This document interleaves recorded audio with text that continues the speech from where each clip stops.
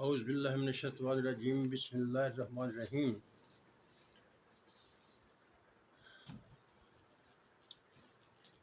معزز ناظرین سامعین، السلام علیکم۔ اللہ تعالی ہم سب کا حامی و ناصر ہو اور ہم پر اپنی رحمت نازل فرمائے، آمین۔ عام مشہور بات ہے کہ دنیا میں 2.5 قلندر ہوئے۔ 2.5 اس لیے کہتے ہیں کہ ان میں ایک حضرت رابعہ بصری رحمۃ اللہ علیہ کو بھی قلندر گنا جاتا ہے، اور کیونکہ عورت کی گواہی نصف ہوتی ہے لہٰذا کو 2.5 قلندر گنتے ہیں۔ ان میں حضرت سخی شہباز قلندر بھی ہیں، جن کا مزار سندھ میں سیون شریف کے علاقے میں ہے، جو مرج خلائق ہے۔ لوگ دور دور سے ان کے مزار پر ایصال ثواب کے لیے آتے ہیں اور اللہ تعالیٰ سے اپنے حاجات کے لیے دعا کرتے ہیں۔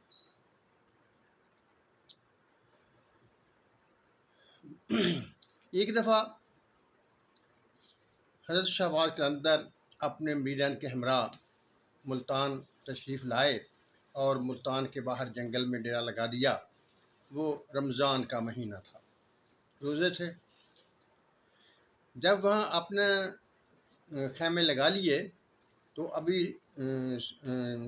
روزہ کھولنے میں افطاری میں بہت سا وقت باقی تھا۔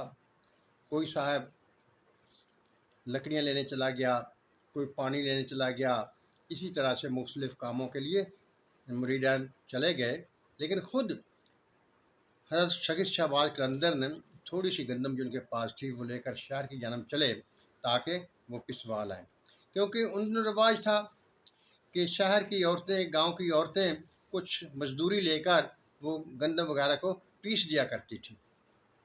جب حضرت سخی شہباز قلندر شہر پہنچے تو گھومتے گھومتے ایک ایسے گھر پر پہنچ گئے جس میں ایک عورت چکی پیس رہی تھی۔ حضرت سخی شہباز قلندر نے اس عورت سے کہا کہ ہم نے افطاری کے لیے آٹا چاہیے، لہذا یہ تھوڑی سی گندم جو ہے وہ ہمیں پیس دو۔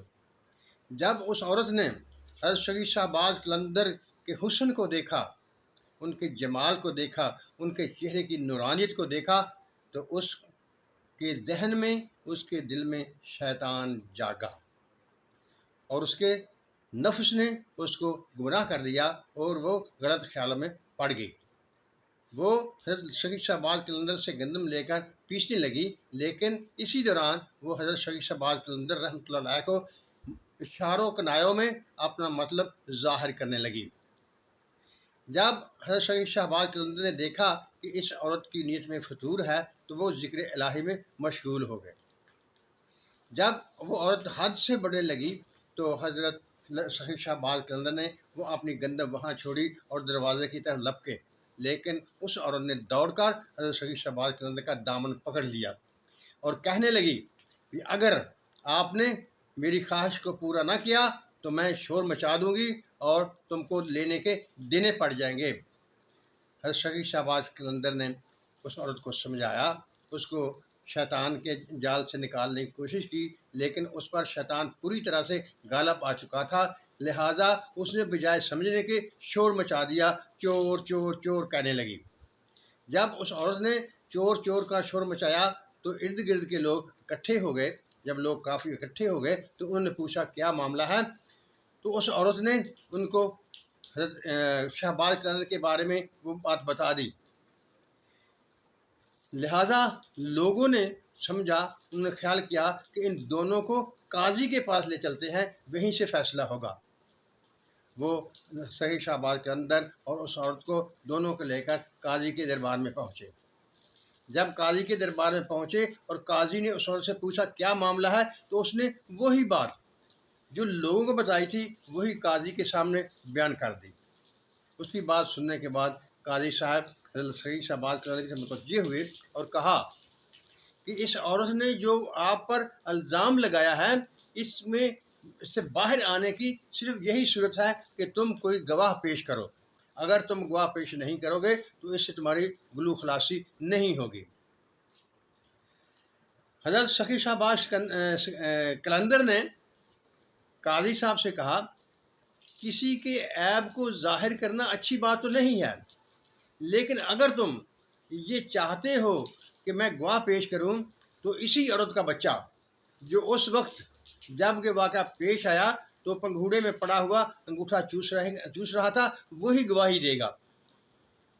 سب لوگ حیران کہ بچہ شیر کھر بچہ کیسے گواہی دے سکتا ہے۔ قاضی صاحب نے بھی کہا اے شریف آدمی، اے نیک آدمی، وہ دودھ پینے والا بچہ کیسے گواہی دے گا؟ تو حضرت سخی شہباز کلندر نے فرمایا جس طرح حضرت عیسیٰ علیہ السلام نے بچپن میں اپنی والدہ کے حق میں گواہی دی تھی اور اس مہربان خدا، اس قادر خدا نے اس وقت کو بولنے کی طاقت دی تھی، وہی اس بچے کو بھی بولنے کی طاقت دے گا۔ چنانچہ قاضی صاحب نے اس عورت کے شوہر کو کہا جو اس کا بیٹا اٹھائے ہوئے تھا کہ اس بچے کو میرے سامنے لاؤ۔ جب وہ شخص بچہ لے کر قاضی صاحب کے سامنے آیا تو سخی شہباز سکندر نے اس بچے سے مخاطب ہو کر کہا اے بیٹے، جس طرح اس وحدہ لا شریک نے، اس قادر کریم نے حضرت موسیٰ علیہ السلام، حضرت عیسیٰ علیہ السلام سے اپنی ماں کی پاک دامنی ثابت کی تھی، اس کے لیے گواہی دی تھی، تو اے بیٹے تم بھی اسی خدا کے حکم سے میرے حق میں گواہی دو یا اصل واقعہ بیان کر دو۔ اللہ کی قدرت دیکھیے، وہ بچہ صاف آواز میں بولنے لگا اور خوب زوردار سے بولنے لگا، اور سارا واقعہ اسے بتا دیا کہ قصور میری ماں کا ہے، سخی شہباز کلندر جو بے گناہ ہے۔ معزز ناظرین سامعین، جو محیل العقول باتیں انبیاء سے ہوتی ہیں انہیں معجزے کہا جاتا ہے، اور جو اولیاء کرام سے کے ہاتھوں پر ایسے واقعہ ظاہر ہوتے ہیں انہیں کرامت کہا جاتا ہے۔ نبوت کا سلسلہ تو ختم ہو چکا، آپ صرف اولیاء کرام یا ولایت کا سلسلہ باقی ہے، اور یہی خدا قادر و مطلق کی شہادت دینے والے لوگ ہیں، یہی اس کی شہادت دیتے ہیں، اپنی کرامت کے ذریعے وہ ثابت کرتے ہیں کہ وہ وحدہ لا شریک زندہ ہے، موجود ہے، اور سب کی باتیں سننے والا ہے، اور سب کو معاف کرنے والا، سب پر رحم کرنے والا، سب کی حاجات کو پورا کرنے والا ہے۔ معزز ناظرین سامعین، یہ ایک واقعہ جو میں نے آپ کے سامنے رکھا ہے مجھے بہت اچھا لگا اور میں نے آپ کے سامنے رکھ دیا۔ اللہ تعالی ہم سب کا حامی و ناصر ہو اور ہم پر اپنی رحمتوں کی بارش کرے، آمین۔ اللہ حافظ۔